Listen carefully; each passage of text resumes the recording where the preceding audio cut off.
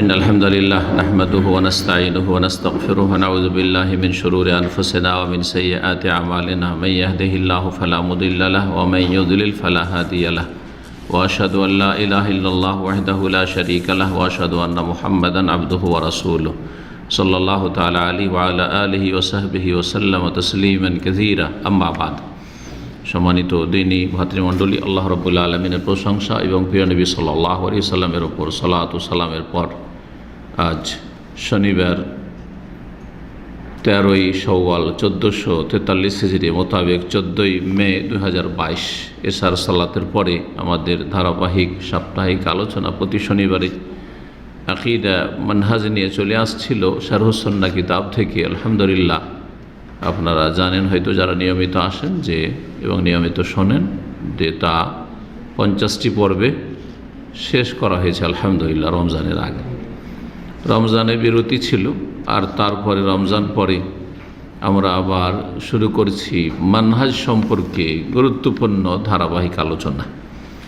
আর তার বিষয়বস্তু হচ্ছে মানহাজে সালাফের কতিপয় মূলনীতি।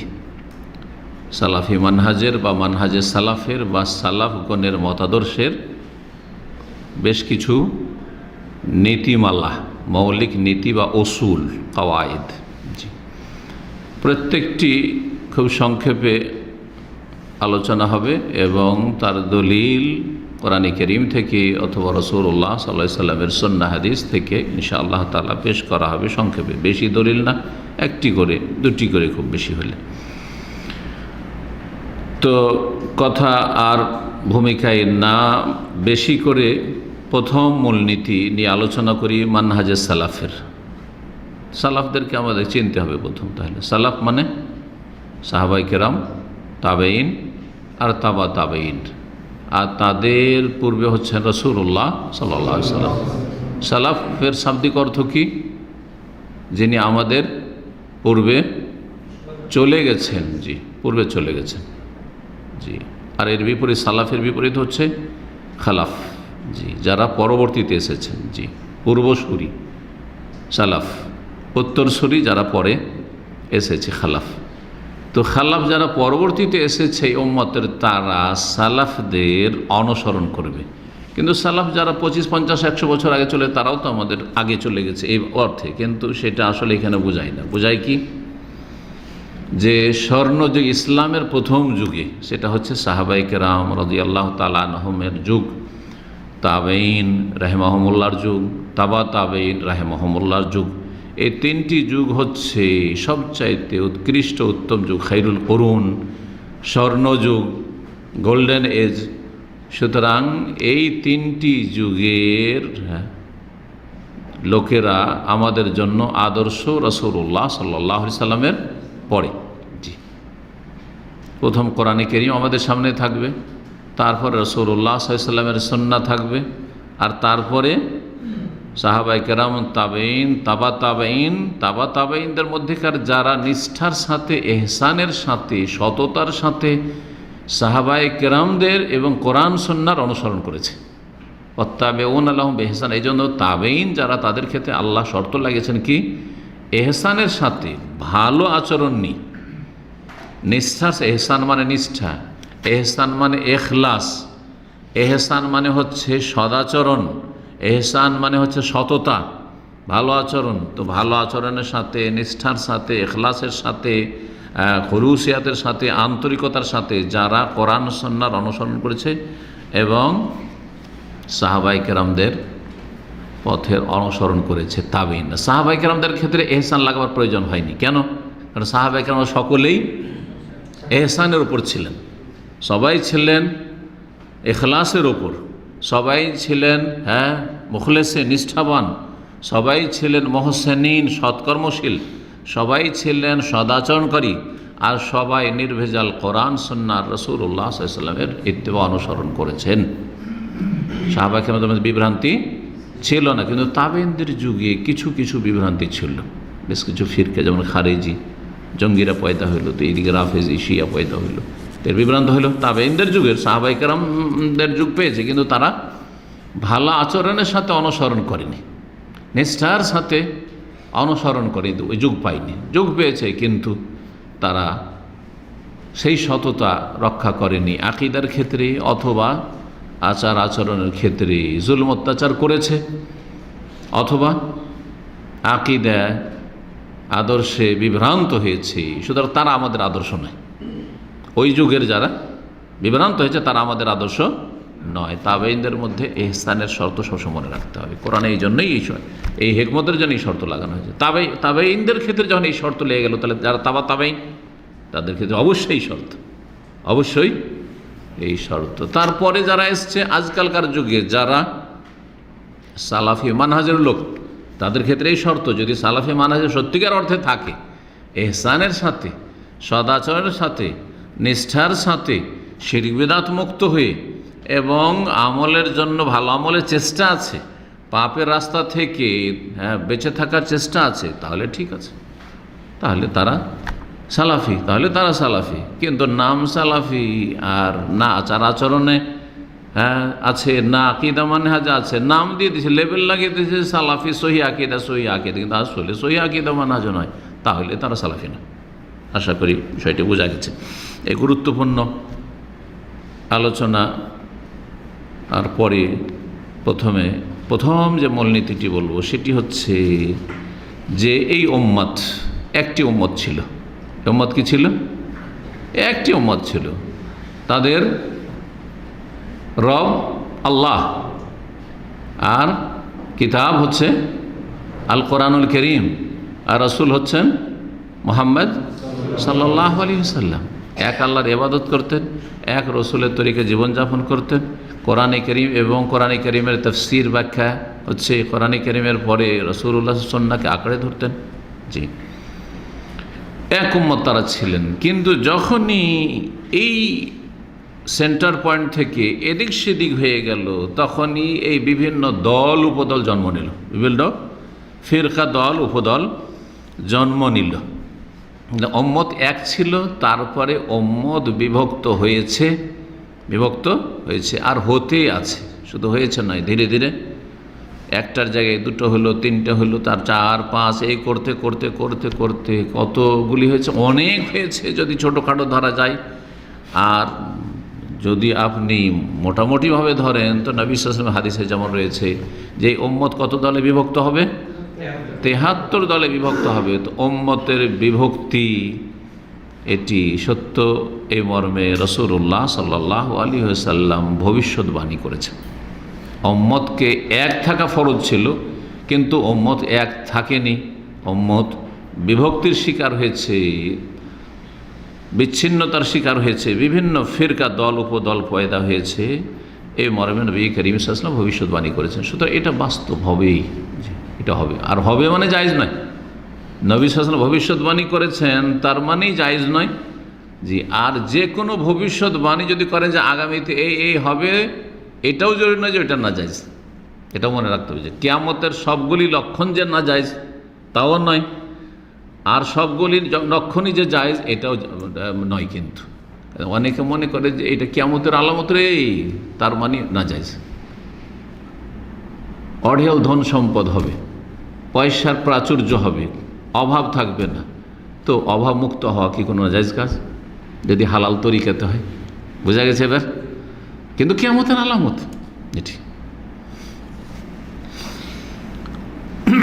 তাহলে কিয়ামতের যে আলামতগুলো রয়েছে, কিছু হারাম, কিছু মাকরু অপছন্দনীয়, আপত্তিকর, আর কিছু হচ্ছে জায়েজ, কিছু জায়েজ। এই উম্মত বিভ্রান্ত হবে এবং বিভ্রান্তি এই উম্মতে আসবে, কিন্তু তারপরে একটি দল হকের ওপর প্রতিষ্ঠিত থাকবে, এটা মনে রাখতে হবে। কখনো এই দলটি অস্তিত্বহীন হয়ে যাবে না, অস্তিত্ব হারিয়ে যাবে না, থাকবেই, সর্বযুগে থাকবে। এমন একটা যুগ ছিল না 1400 বছরের ইতিহাসে যে যেই যুগে সালাফদের অনুসারী, কোরআন সুন্নাহ নির্ভেজাল অনুসারী এবং সাহাবায়ে কেরাম, তাবেঈন, তাবেঈনের যুগে যে ইসলাম ছিল, সেই ইসলাম পালনকারী পৃথিবী থেকে একেবারে গায়েব, নেই, আউট হয়ে গেছে, এমন নাই, এমনটা হয়নি। এক অঞ্চল থেকে শেষ হয়ে গেছে, এক দেশ থেকে শেষ হয়ে গেছে, এটা হইতে পারে যে এই অঞ্চলে নেই, এই এলাকায় নেই, এই দেশে নেই, এটা হইতে পারে। আর যেই দেশে যে এলাকা আছে চিরকাল থাকবে এটাও জরুরি নয়। আজকে যে এলাকায় হয়তো সালাফদের অনুসারী সংখ্যাগরিষ্ঠ, কিছুদিন পরে সেখানে সংখ্যালঘু হয়ে যেতে পারে, সেখানে নিশ্চিহ্ন হইতো নাও থাকতে পারে। যেখানে একেবারেই ছিল না সেখানে তো সালাফিদের সংখ্যা আলহামদুলিল্লাহ সালাফদের অনুসারীদের সংখ্যা বেড়েছে। এটা হবে কিয়ামত পর্যন্ত, হ্যাঁ, আপ ডাউন করতে থাকবে। নবী করিম সাল্লাল্লাহু আলাইহি ওয়াসাল্লাম এই মর্মে বলেছেন, ইফতারাকাতিল ইয়াহুদ আলা 71 ফিরকা। ইহুদিরা কতটি দলে বিভক্ত হয়েছে? 71 দলে বিভক্ত হয়েছে। ওয়াফতারাকাতিন নাসারা আলা 72 ফিরকা। আর খ্রিস্টানেরা 72 দলে বিভক্ত হয়েছে। নবী সাল্লাল্লাহু আলাইহি ওয়াসাল্লাম আগেই এই জন্য হয়েছে বলেছেন, তার অতীত হয়েই গেছে। তো 1400 বছর আগেই কিন্তু ইহুদিদের দল সংখ্যা 71, খ্রিস্টানদের 72 অলরেডি হয়ে গেছে, এখন আরও বেড়েছে। ওয়াসাতাফতারিকু উম্মতি আলা 73 ফিরকা।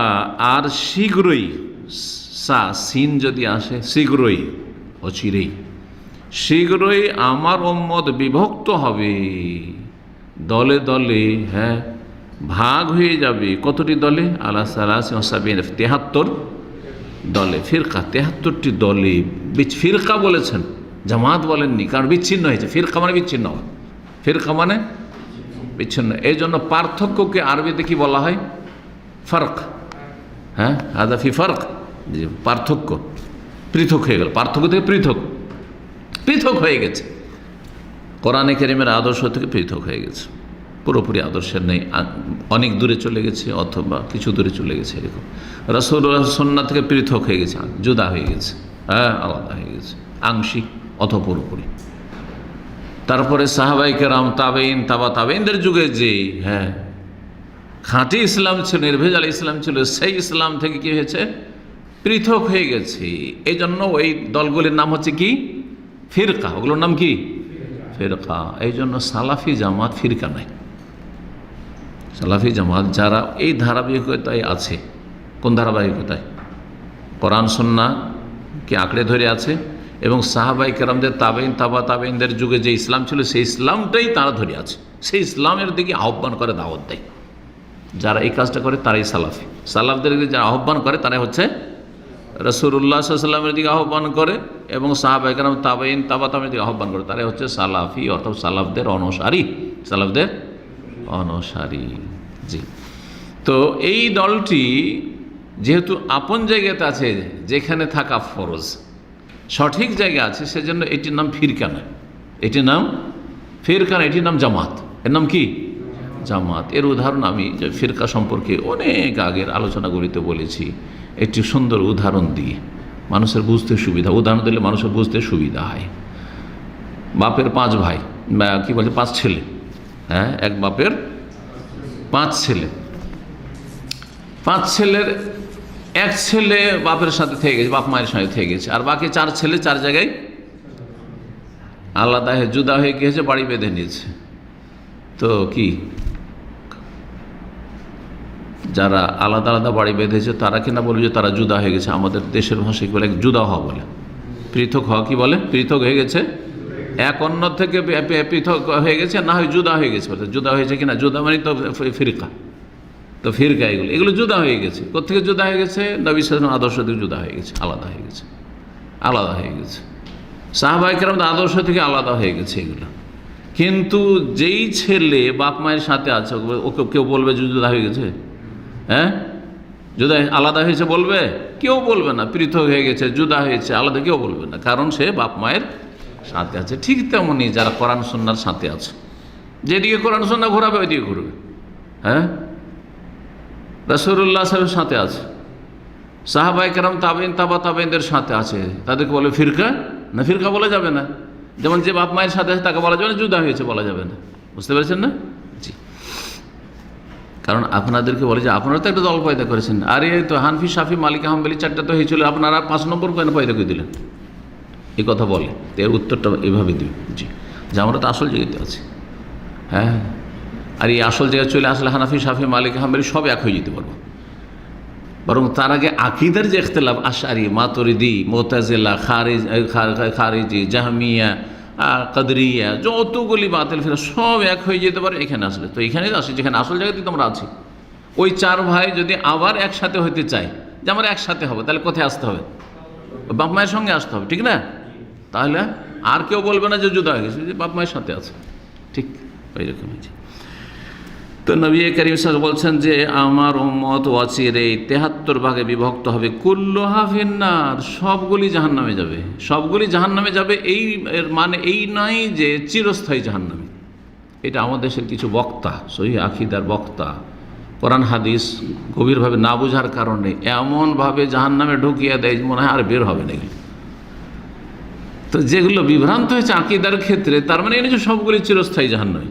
মুসলিম ফিরকা যদি ঈমান ভঙ্গ না হয়ে থাকে তাহলে এই কথা বলা যাবে না যে এটা জাহান্নামী মানে চিরস্থায়ী জাহান্নামী। কিন্তু জাহান্নামী, তাদের শাস্তিটা কি, পানিশমেন্টটা কি? জাহান্নাম, পানিশমেন্ট জাহান্নাম। সেটা স্থায়ী কখন হবে? স্থায়ী হতে পারে, আবার অস্থায়ী হতে পারে। স্থায়ী কখন হবে? এই হাদিসের সঠিক ব্যাখ্যাটা শুনেন, ভালো করে শিখে নেন। স্থায়ী কখন হবে? এমন আকীদার বড় ত্রুটি করেছে যে যাতে ইসলাম ইমানকে নষ্ট করে ফেলেছে, ভঙ্গ করে দিয়েছে, তাহলে স্থায়ী জাহান্নামে। কারণ ইমান নেই, ইমান নেই। যদি আল্লাহর সাথে বড় শিরক করে, আল্লাহর সাথে মাজারকে সেজদা করে, তাই না, পীরকে সেজদা করে, জিন্দা মুর্দাকে সেজদা করে, জবাই করে যদি দরগা দুর্গার জন্য, তারপর একদিন না একদিন জান্নাতে যাবে বলা যাবে না? মোটেই না। কারণ সে ইসলাম থেকে বেরিয়ে গেছে। এরকম করে এইরকমই দিন ইসলামের যদি স্পষ্ট আকীদাকে অস্বীকার করে, কিন্তু কিছু আকীদা ত্রুটি আছে, যে আকীদা যেমন বেদাতে হাসানার আকীদা, উদাহরণ না দিলে বুঝবে না। বেদাত দুই ভাগে বিভক্ত, বেদাতে হাসানা, ভালো বেদাত আর মন্দ বেদাত। এই ভালো বেদাত মন্দ বেদাত বলে ইসলাম থেকে বেরিয়ে যাবে নাকি? বেদাতই অবশ্যই, কিন্তু ইসলাম থেকে বেরিয়ে যাবে না। সুতরাং এই ব্যক্তির জন্য জাহান্নাম, কিন্তু সেটা স্থায়ী নয়, কি অস্থায়ী। আরও কথা লাগবে এখানে বলা এবং জানা লাগবে, সেটা হচ্ছে যাদের জন্য অস্থায়ী জাহান্নাম, জরুরি জানলে জাহান্নামে দেবেন, এটা আপনি ফরজ করবেন আল্লাহর ওপর, করবেন। তার শাস্তি হচ্ছে, পানিশমেন্ট হচ্ছে কি জাহান্নাম, সেটা অস্থায়ী, কারণ সে ঈমান ভঙ্গ করেনি। কিন্তু আল্লাহ রব্বুল আলামিন, তিনি আরহামুর রাহিমিন, তিনি যদি মনে করেন যে একটা চোরকে আমি শাস্তি দেব না, শাস্তি দেব না, তার অনেক নেক আমল আছে, তার অন্তরে সততা ছিল, চুরি করতো কিন্তু অনুতপ্ত হইতো, তো আপনার আমার জিজ্ঞাসা করার অধিকার আছে যে আল্লাহ এটা কেন করবে? সুতরাং বেদাতি যে বেদাতকে দুইভাবে ভাগ করছে, বা নিয়ত পড়ছে, হ্যাঁ, সম্মিলিত মোনাজাত করছে, হ্যাঁ, জায়নামাজের দোয়া পড়ছে, বেদাত, এবং বেদাতের পরিণাম জাহান্নাম, অস্থায়ী জাহান্নাম, কিন্তু আল্লাহর ইচ্ছাধীন, আপনার ইচ্ছাধীন নয় যে আপনি জাহান্নামে ঢুকিয়ে ছাড়বেন একবার। আল্লাহ ইচ্ছা করলে যার শাস্তি জাহান্নাম, তাকে জাহান্নামে না দিয়ে মাফ করতে পারেন কি না? ইয়াফারুল্লাহ মা ইয়াশা, আল্লাহ যা ইচ্ছা তাই করেন। ফাআলুল লিমা ইউরিদ, আল্লাহ যা চান তাই করবেন, ঠিক আছে। তারপর আল্লাহর রহমত আল্লাহর গজবের চাইতে বেশি কিনা, আল্লাহর রাগের চাইতে আল্লাহর রহমত বেশি কিনা? ইন্না রাহমাতি সাবাতা খালা গাযাবি রাহমাতি ওয়াসিআত কুল্লা শাই। দুনিয়ার একটা উদাহরণ দিলে বুঝতে পারবেন। দুনিয়া তো অনেকের জেল হাজত হয়, কত বছর? 5 বছর জেল, কি 5 বছর জেল বা যাবজ্জীবন জেল। আর তারপরে মাঝে মাঝে সরকারি ক্ষমার ঘোষণা হয়, বা রাষ্ট্রপতির পক্ষ থেকে ক্ষমার ঘোষণা, 5 বছর জেল, কিন্তু সেটা রূপান্তরিত হয়েছে কিসে? 1 বছর জেলে, হ্যাঁ, অথবা তাকে খালাস করে দেওয়া হয়েছে। সেখানেই তো কারো জিজ্ঞাসা করার অধিকার থাকে না যে সরকার এমন কেন করলো, তাই না? কোনো অধিকার নেই। আর যদি বলেও এদিক সেদিক, বলে লাভ নেই, বলে লাভ নেই, যেটা সরকার সিদ্ধান্ত সেটাই, ঠিক না? তো রব্বুল আলামিন, যিনি সব কিছুর মালিক, যিনি জান্নাত জাহান্নামের মালিক, যিনি ওই সব মানুষের মালিক যাদের জন্য যা শাস্তি রয়েছে, আল্লাহ কাকে ক্ষমা করবেন, কে ক্ষমাযোগ্য না যোগ্য, কাকে জাহান্নামে দিয়ে জ্বালিয়ে তারপরে বের করবেন, আর কাকে জাহান্নাম শাস্তি হইল না দিয়েই আল্লাহ তাকে জান্নাত দিয়ে দেবেন, এটা আল্লাহর ইখতিয়ার, আল্লাহর ইখতিয়ার। সুতরাং বলবো যে কুল্লুহুম ফিন্নার, এ কুল্লাহা ফিন্নার, এই যে সমস্ত 72 ফিরকা, এদের শাস্তি জাহান্নাম, স্থায়ী হতে পারে, অস্থায়ী হতে পারে। যাদের জন্য অস্থায়ী জাহান্নাম, সেটা জরুরি নয় যে জাহান্নামে যেতেই হবে, হতে পারে যে জাহান্নামের শেষ শাস্তির জন্য দুনিয়াতে মেলা শাস্তি পেয়ে গেছে, ওতে কাফারা হয়ে গেছে, মেলা বালা মুসিবত আর রোগ বরদাস্ত করেছে এই বেদাতের জন্য আর পাপের জন্য বা বিভিন্ন গুমরাহির কারণে। বোঝা গেছে না? কবরে শাস্তি হয়ে ওতে মাফ হয়ে গেছে, হাসরের মাঠে শাস্তিতে তাতে মাফ হয়ে গেছে, অথবা তারপরেও গোনা থেকে গেছে, বেদাতের গোনা থেকে গেছে, কিন্তু আল্লাহ রাব্বুল আলামিন তার রহমতে বলছেন না, এ বেদাতি হইলেও এর মধ্যে সততা ছিল, সুতরাং আমি এগুলো মাফ করে দেব। যেমন অন্য অন্য অপরাধীকে আল্লাহ মাফ করেন, মদখোরকে আল্লাহ যদি মাফ করেন, আপনি বলছেন মদখোরকে আল্লাহ তুমি কেমন মাফ করবে নাকি?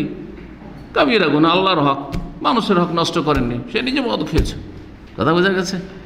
জাহান্নাম শাস্তি মদখোরের, কিন্তু আল্লাহ যদি ইচ্ছা করেন যে তার 5 ওয়াক্ত সালাত ছিল, তার তাওহীদ ঠিক ছিল, তার অন্তরে সততা ছিল, সে নেশা করতো কিন্তু যখনই হুঁশে আসতো অনতপ্ত হইতো, আল্লাহ তো অন্তর জানেন, আমরা কি জানি সেই লোকটার অবস্থা। বোঝা গেছে না?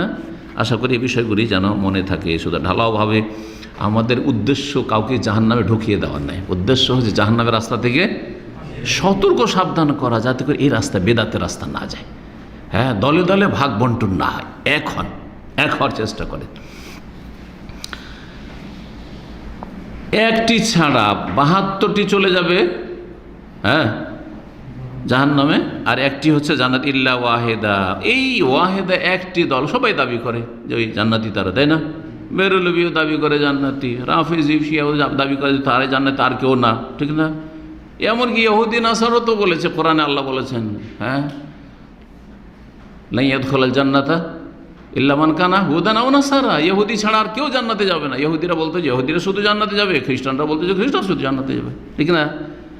সবাই বলে থাকে, কিন্তু জান্নাতে কে যাবে আর জাহান্নাম থেকে কে বাঁচবে তার নাম লেভেল দেননি নবী সাল্লাল্লাহু আলাইহি ওয়াসাল্লাম। কি দিয়েছেন? তার একটা গাইডলাইন দিয়েছেন যে এর ওপর থাকলে, এই রাস্তার উপর থাকলে, এই আদর্শের উপর থাকলে জান্নাতি। এটা হচ্ছে লক্ষণ, আলামত বলে দিয়েছেন। সাহাবীরা জিজ্ঞাসা করেন, মানে হ্যাঁ ইয়া রাসূলুল্লাহ, ওই দলটি কোন দল? কালা আল জামাহ। ওই দলটির নাম কি? দেখলেন, জামাত বললেন, ফিরকা বললেন না। 72টিকে কি বললেন?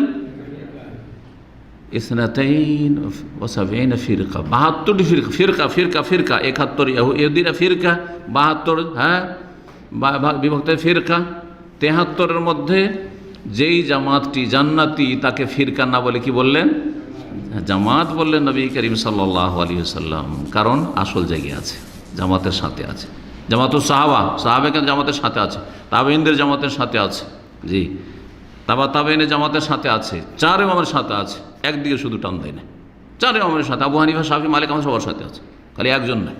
জি, হাদিস বলছে রাহু আহমদ ফিল মুসনাদ আহমদ, ইমাম আহমদ বর্ণনা করেছেন, ইমাম দারমি সুনানে দারমিতে বর্ণনা করেছেন, ইমাম আবু দাউদ হাদিসটা বর্ণনা করেছেন। মুআবিয়া ইবনে আবি সুফিয়ান রাদিয়াল্লাহু তাআলা আনহু, প্রখ্যাত সাহাবীর ছেলে, খলিফা যিনি, তার থেকে বর্ণিত এই হাদিসের বেশ কিছু সমর্থক হাদিস ওয়াহিদও রয়েছে, আর অনেক আইম্মায়ে কেরাম এই হাদিসটিকে সহিহ বলেছেন। এই হাদিস থেকে কি বুঝতে পারলাম আমরা? বুঝতে পারলাম যে ইসলামে বিচ্ছিন্নতা নিন্দনীয়, হারাম, নাজায়েজ। ইসলামে ধর্মের নামে বিচ্ছিন্নতা কি? হারাম। পারিবারিক বিচ্ছিন্নতা তো হারাম, সামাজিক বিচ্ছিন্নতা হারাম, যে সমাজে কলহ বিবাদ করবেন আর দলে দলে ভাগ হয়ে যাবেন, তাই না?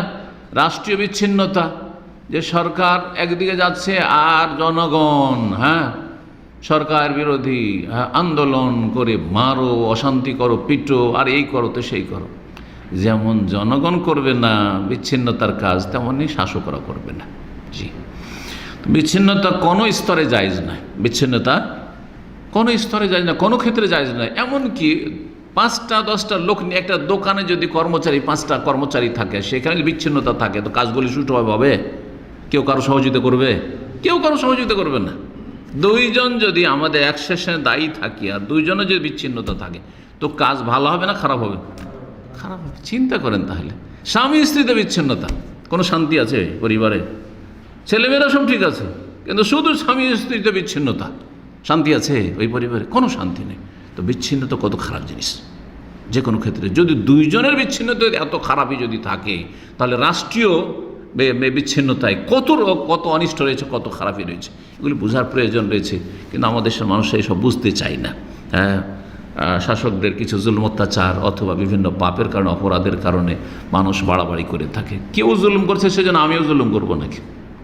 কথা বুঝতে পারছেন কি না? আমার কথা বোঝার চেষ্টা করেন। আপনার বস যদি জুলুম করে আপনার কোম্পানি, তো আপনিও জুলুম করবেন? এটা তো ইসলাম বলেন না। আপনি জুলুম বরদাস্ত করবেন, সবর করবেন, আল্লাহর কাছে ন্যায্য হক চাইবেন, বিচার চাইবেন।